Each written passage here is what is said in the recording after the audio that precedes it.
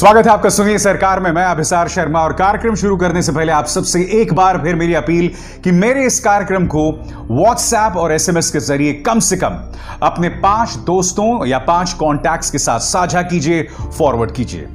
और आज हम बिहार चुनावों की बात करने जा रहे हैं क्योंकि आज पहले चरण का मतदान हुआ। जी हां, 3 चरणों में से पहले चरण का मतदान हुआ और एक बात स्पष्ट हो गई है दोस्तों कि यह चुनाव तेजस्वी वर्सेस नीतीश नहीं है, यह चुनाव है तेजस्वी वर्सेस नरेंद्र मोदी।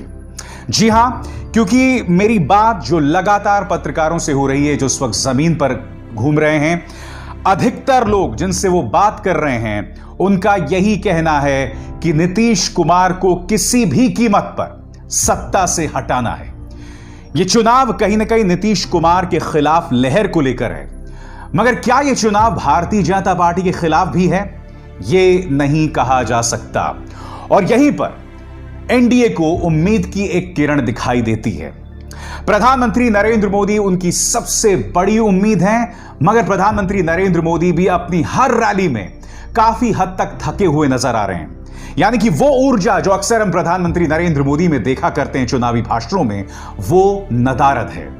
मगर आज मैं आपके सामने कई मुद्दे रखने वाला हूं। पहला मुद्दा जो उठा रहा हूं वो ये कि ये चुनाव मोदी वर्सेस तेजस्वी है, क्योंकि आज प्रधानमंत्री नरेंद्र मोदी ने तेजस्वी यादव पर सीधा हमला बोलते हुए उन्हें जंगल राज का युवराज तक बता डाला।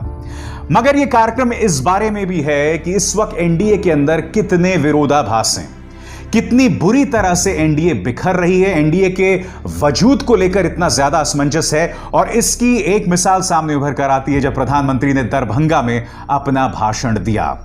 इस भाषण में उन्होंने राम मंदिर का जिक्र किया। जी हां, जैसे कि आप जानते हैं, राम मंदिर का जिक्र किए बगैर भारतीय जनता पार्टी रह नहीं सकती। और प्रधानमंत्री ने इस बात का जिक्र किया कि जो लोग हमें ताना दिया करते थे, राम मंदिर अब बनने वाला है और यह उनके लिए संदेश है। सुनिए प्रधानमंत्री ने क्या कहा और फिर मैं आगे इस चर्चा को बढ़ाता हूं। सदियों की तपस्या के बाद अब आखिरकार अयोध्या में भव्य राम मंदिर का निर्माण शुरू हो गया।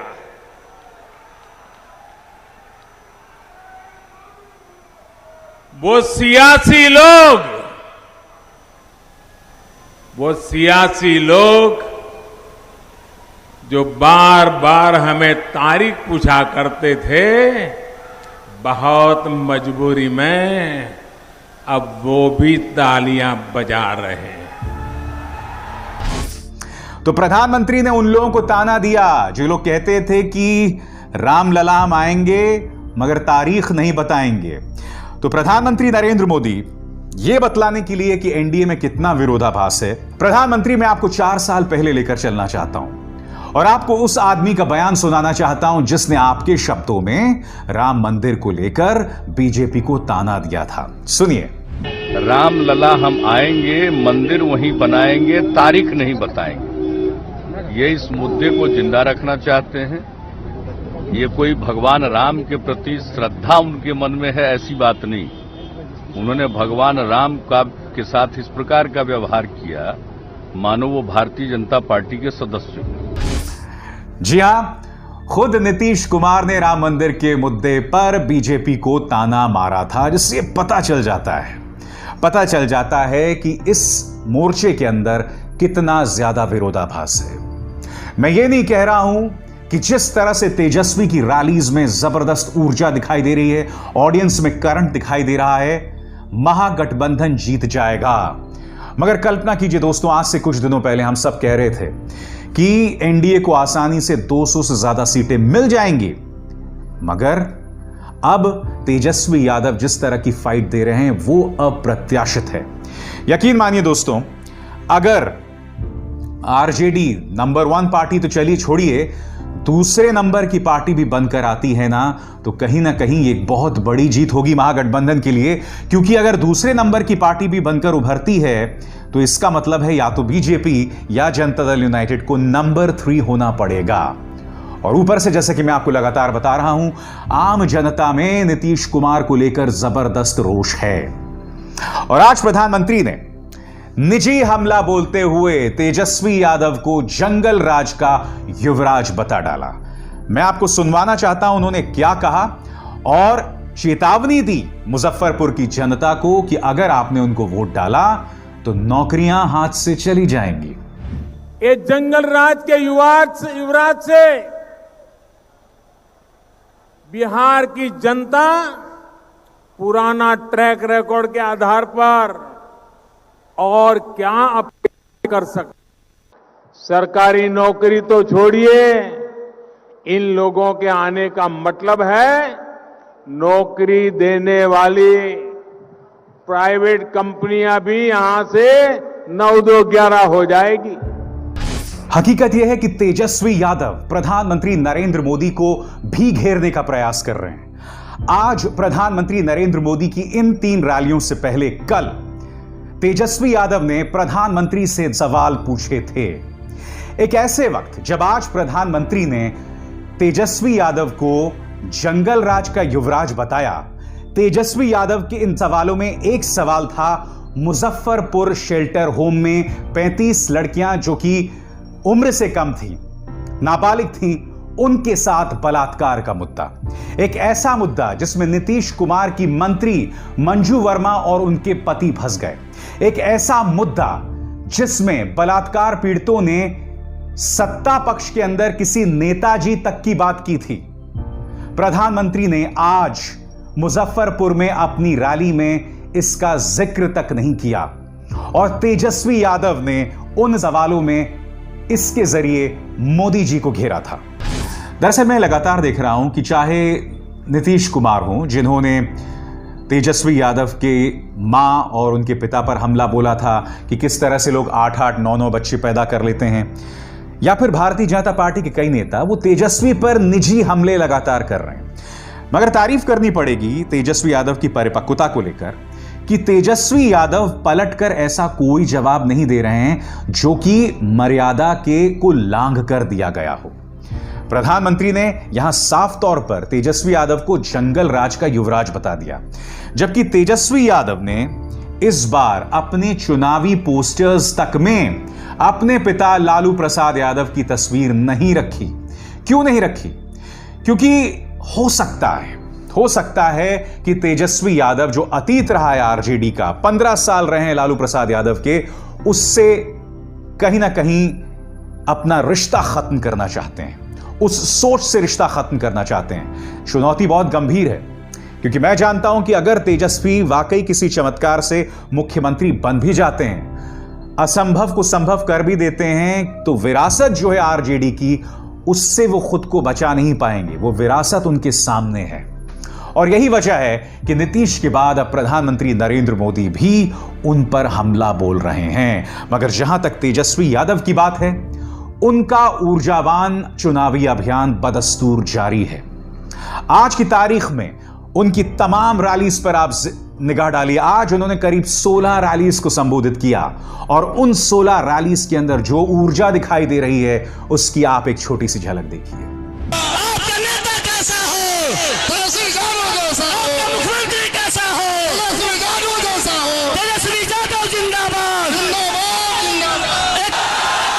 करे के बाद, लड़े के बाद, जीते के बाद एक बार की जनता को सलाम प्रणाम आदाब।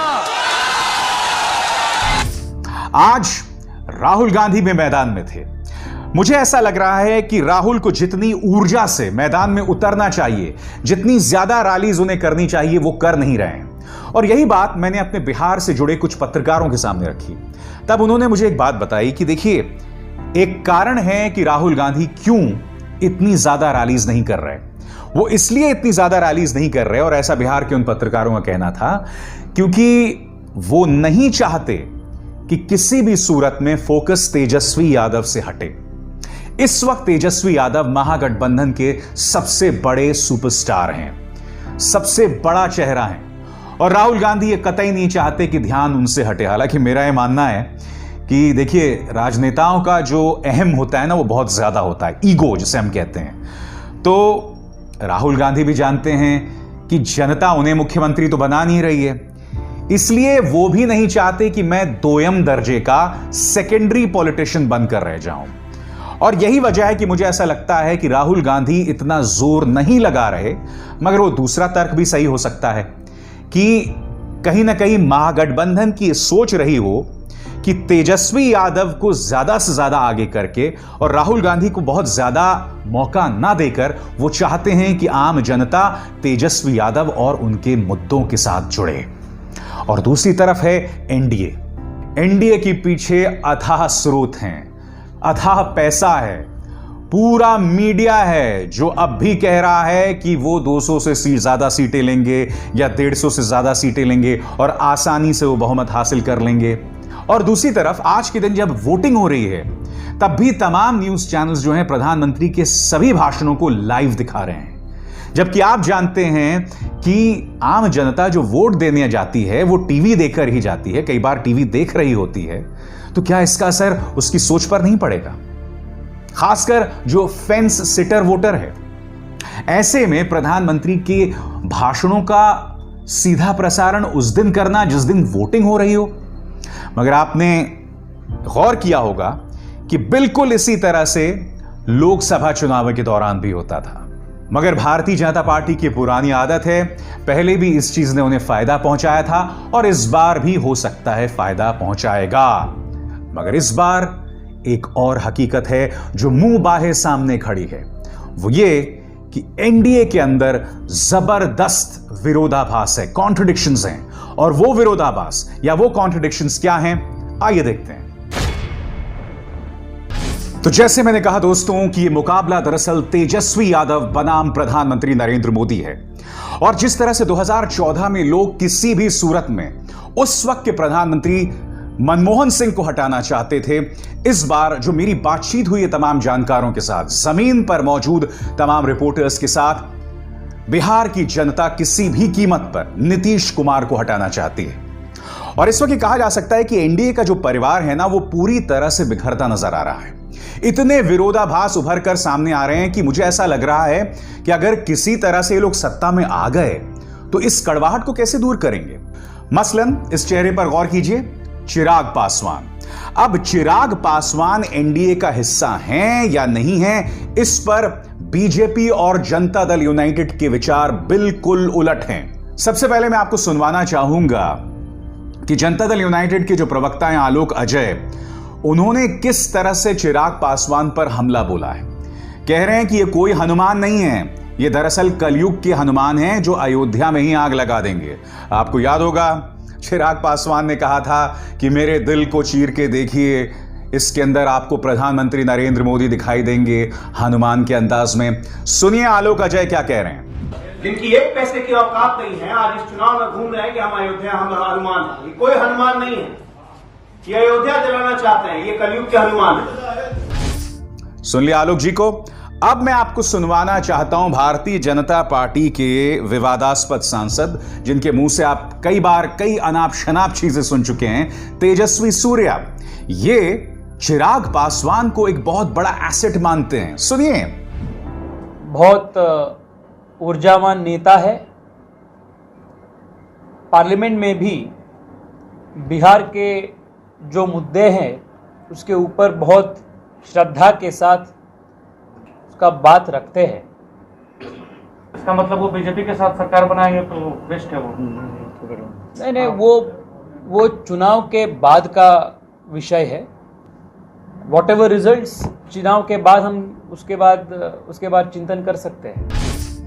तो मैं यही तो आपसे जानना चाहता हूं कि आखिर इस मुद्दे पर दो फाड़ क्यों हो रही है एनडीए। और बात यहां नहीं रुकती, आप बिहार में जितने भी भारतीय जनता पार्टी के पोस्टर्स हैं उस पर निगाह डालिए, आपको कहीं पर भी नीतीश कुमार दिखाई नहीं देंगे। जी हां, हर तरफ सिर्फ प्रधानमंत्री नरेंद्र मोदी का चेहरा है और कहीं नहीं। और मैं लगातार दोस्तों YouTube पर प्रधानमंत्री के भाषणों का सीधा प्रसारण देख रहा था। अभी जब मैं दरभंगा का भी सीधा प्रसारण देख रहा था, उस वक्त नीतीश कुमार मंच पर थे, तो कैमरा पूरी तरह से प्रधानमंत्री पर फोकस था। नीतीश कुमार जिनके चेहरे पर यह चुनाव लड़ रही है एनडीए, उनको एक बार भी नहीं दिखाया होगा तो कम से कम मेरी निगाह नहीं गई। इससे पता चलता है कि नीतीश कुमार को लेकर किस कदर डिफेंसिव पर है। अब चिराग पासवान ने एक गंभीर आरोप लगाया है। सबसे पहले मैं चाहूंगा कि आप चिराग पासवान का यह वीडियो देखिए। कायदे से दोस्तों मैं वीडियो नहीं दिखाना चाहता था क्योंकि मुझे लगता है कि बहुत ही शर्मनाक वीडियो है। इसमें चिराग पासवान जो है अपने पिता की तस्वीर के सामने, जिनका अभी अभी निधन हुआ है, वो एक संदेश दे रहे हैं, मगर कैमरे के पीछे यानी कि ऑफ रिकॉर्ड जो रिकॉर्डिंग हुई है वो किसी ने लीक कर दिया है। अब चिराग पासवान के खेमे से किसने लीक किया है? बकौल चिराग पासवान ये नीतीश कुमार की साजिश है, ये उनकी सियासत है। आपको पता होगा कि इस मुद्दे पर चिराग पासवान कह चुके हैं कि अगर मैं मुख्यमंत्री बना तो मैं नीतीश कुमार को जेल भेज दूंगा। तो भैया चिराग भैया ये तो बताएं, क्या आपको आश्वासन मिल गया है अमित शाह से या प्रधानमंत्री नरेंद्र मोदी से कि अगर आपको सीटें आ गई तो आप जो है मुख्यमंत्री बनेंगे? खैर वो वीडियो देखिए जो अपने आप में बहुत शर्मनाक है। किसी व्यक्ति के पिता की मृत्यु हुई है, वो दिवंगत हुए हैं, ऐसे में क्या इस तरह का ड्रामा सही है?